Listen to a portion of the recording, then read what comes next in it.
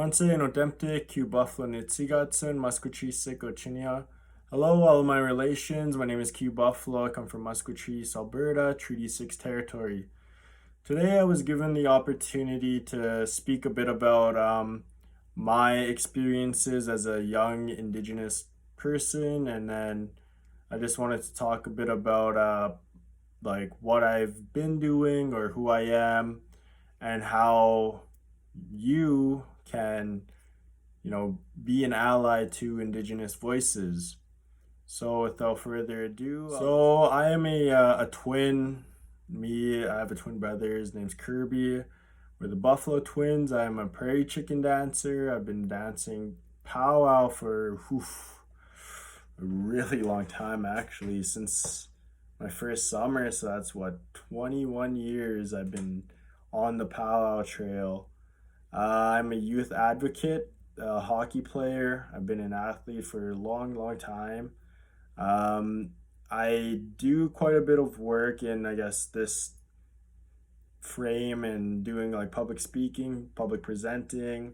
Right now, I'm currently in Toronto for acting school. So I guess the sky really is the limit for a guy who grew up in the res. Anyways, so I just wanted to talk about what it was like for me going to school, because a lot of the things that I had to face in school was different, and not so much in terms of being like I've faced quite a bit of racism, but like, it definitely shaped who I am. In like, I look at it in a way more positive manner than I did, back then.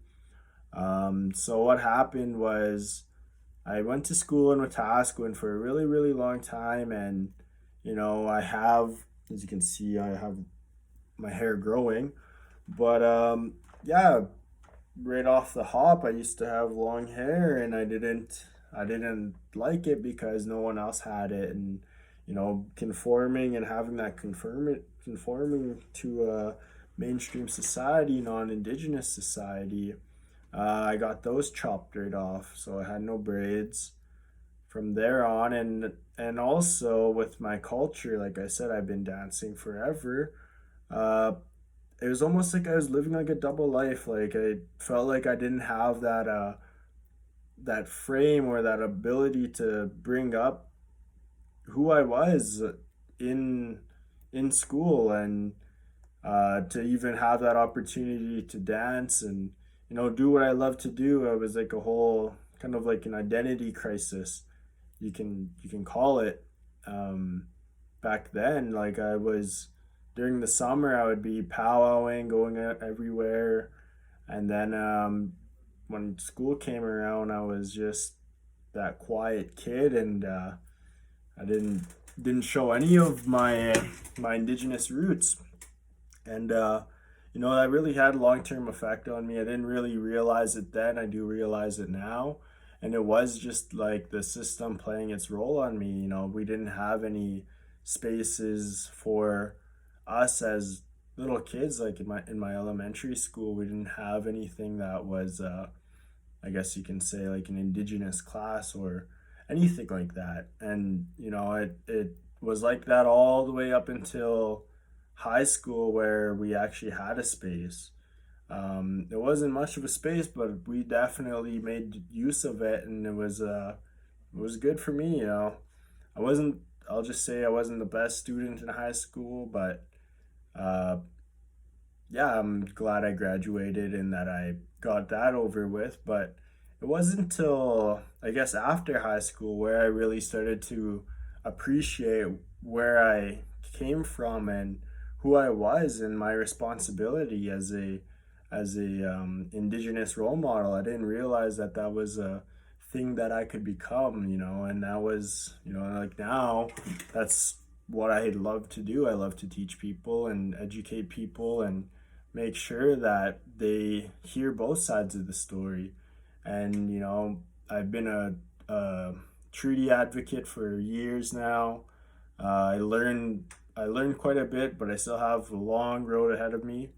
Um, so yeah, And I'm very, like, very fortunate and grateful that I was given the opportunity to get on stage and, go to communities and teach people about treaties. And that brings me to my first point in reconciliation, and that is learn the treaties and learn how they affect you, not just me. It isn't just free money, and learn what it really is, and even the I guess you can say the backlash of it and why people don't want it around, but it really does affect all Canadians. Like that's literally the only reason why corporations are not allowed to come and drill like crazy on everyone's land and like to do that type of stuff. Um, and it's like there's lots of miscommunication that goes on even on the government site. Like there is a whole other side of it, and that's our side. The way it says on there is that we gave up our rights for special privileges, and it's like, we were thrown on reserves, and reserve land makes up 0.1% of all of the Canadian landmass. Why would we want that?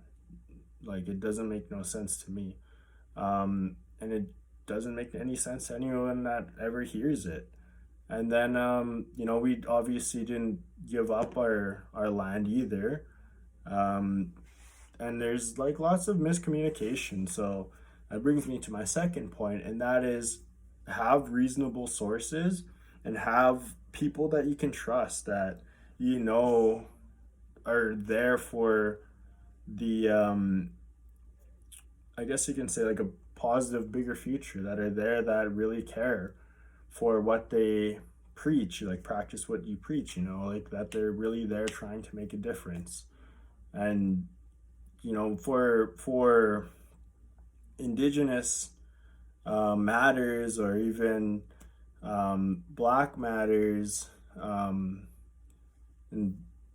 like any minority group, like you have to really go out and take the hand and reach out to them, and then you'll get the actual story or their interpretation of what goes on. I can't speak for all indigenous people either. There are so many different tribes and so much different like teachings that are different, just different. Even not only in ceremony, celebrations and everything. There's like languages, and there's a whole different history. And I can only speak for like myself. Like even that, like there's a rich history on the land in Alberta, and the landmarks and everything that goes on there.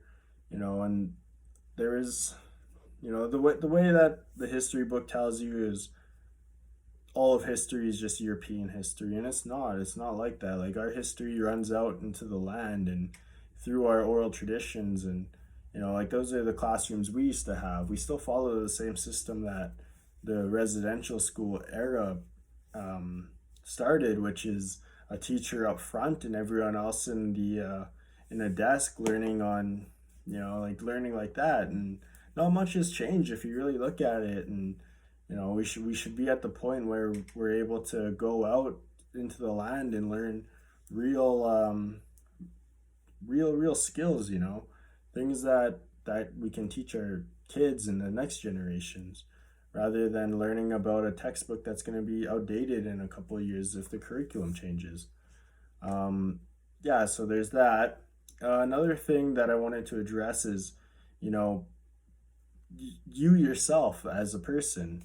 One thing for me was I couldn't be I guess you can say I couldn't be a leader if I couldn't lead myself, like that's simply put, but there is lots of things that you have to like learn how to take care of yourself. Like you really have to learn how to do your I guess like me anyways, I do like medicine wheel teachings. I have to take care of my physical, my emotional, my mental, and my spiritual state all the time. Like I have to make sure that all four of those are intact before I go out and try to make a big change. Because if you do make a change and you're not stable, then you may have problems, or things might not go your way, and it might be not what you want.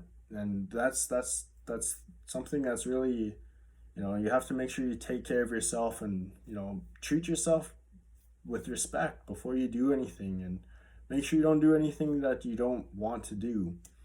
Um, yeah, so like there's that. And then another thing is just don't be afraid to take that leap. Like me, I was like an introvert, like a really big introvert. I still am, but now I'm able to, speak up a bit. I was to the point where like I'd have someone come order my food for me because I was, like acting scared. Yeah, and what it was is you have to take it like a step at a time, or you can just do what I did, and I got thrown right out onto the stage and had to grab a mic. And I had to speak up, I guess, and yeah, I was pretty anxious at that time, but now like this is what I love to do. So there's lots of growth that will come once you start speaking out on issues that you actually care about.